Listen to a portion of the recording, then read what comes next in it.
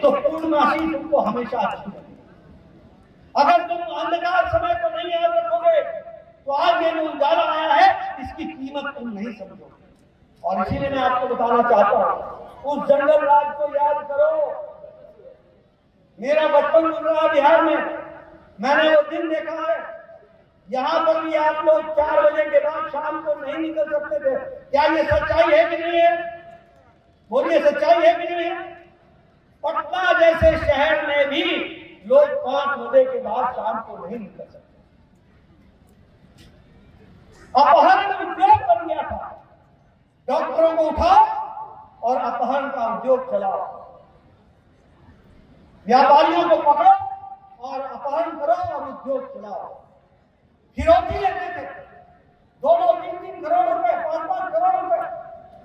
उद्योग का धंधा बन गया था। और सबसे दुख की बात यह है कि यह उद्योग का धंधा कहीं और से नहीं, उस समय के मुख्यमंत्री के निवास स्थान से चला। मेरा गंभीर आरोप है, विरोधियों के समझौते होते थे, विरोधियों के समझौते हुआ करते थे मुख्यमंत्री निवास पर। यह स्थिति लाकर के खड़ी है।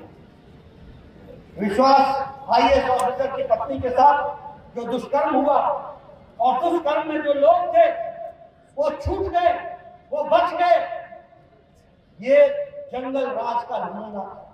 एक आईएएस ऑफिसर, दलित आईएएस ऑफिसर, उसको जिंदा मार दिया गया, वो भी हमने दिन देखा।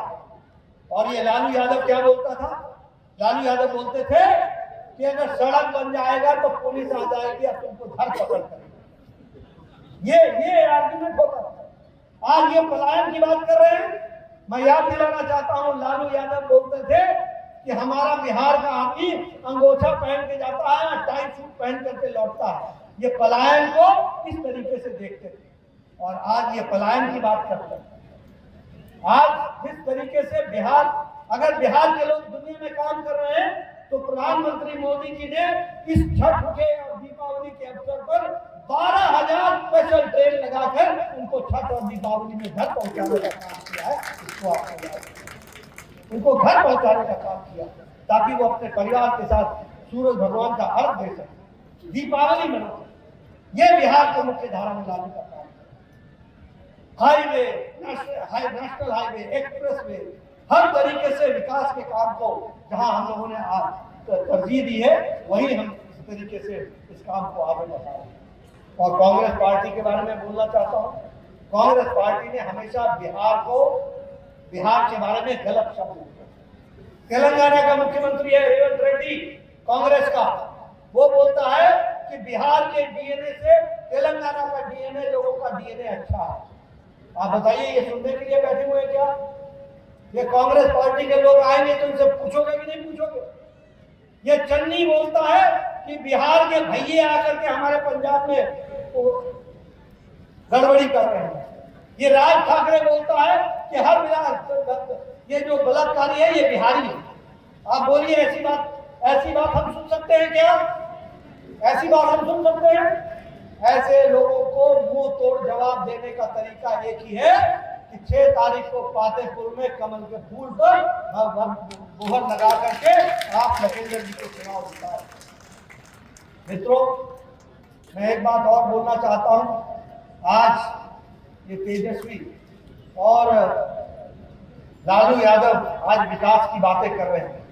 इनसे पूछो कि तुम्हारे राज में, तुम्हारी माता के राज में, तेजस्वी की माता जी के राज में और लालू जी के राज में, तेजस्वी के पिताजी के राज में किस तरीके का अंधकार था, किस तरीके के गुंडा राज था और किस तरीके से कानून व्यवस्था ठप थी।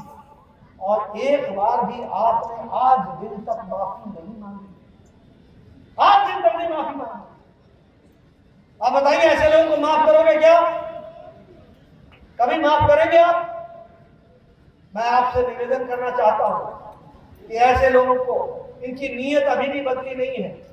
अगर ये आज शहाबुद्दीन के बेटे को टिकट देते हैं तो याद रखना, इनका जो सोच है वो गुंडों को परसे देने का सोच है, इससे ये बाहर नहीं है। ये उन्हीं के बीच के हैं। सत्ता अगर मिलती हो उनको तो वो दुरुपयोग ही करने वाले हैं और आपके हितों की रक्षा नहीं करके आपका अहित करने वाले हैं। इस बात को आप समझें। इसलिए मैं बोल रहा हूं कि एनडीए को वोट देने का मतलब है, लखिंदर पासवान को वोट देने का मतलब है विकास, और विपक्ष को वोट देने का मतलब है अपना विनाश। ये बात स्पष्ट रूप से आप समझ लेंगे।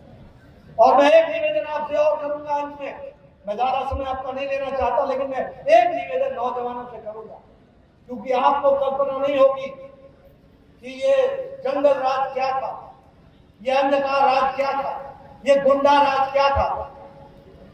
6 तारीख को वोट देने से पहले अपने माता पिता से पूछ लेना कि उन्होंने किस तरीके की जिंदगी लालू राज में गुजारी है। अपनी बड़ी बहन से पूछ लेना, अपनी चाची से पूछ लेना कि लालू राज में महिलाओं की क्या स्थिति थी और आज नीतीश कुमार के राज में किस तरीके से महिलाओं का विकास हो रहा है, इस बात को समझिए। और इसीलिए मैं आपको निवेदन करने आया हूं, यह चुनाव कोई लखिंदर पासवान का नहीं है, यह चुनाव आपके विकास का है, आपके हित का है, आपके भविष्य का है। इस बात को आप समझिए।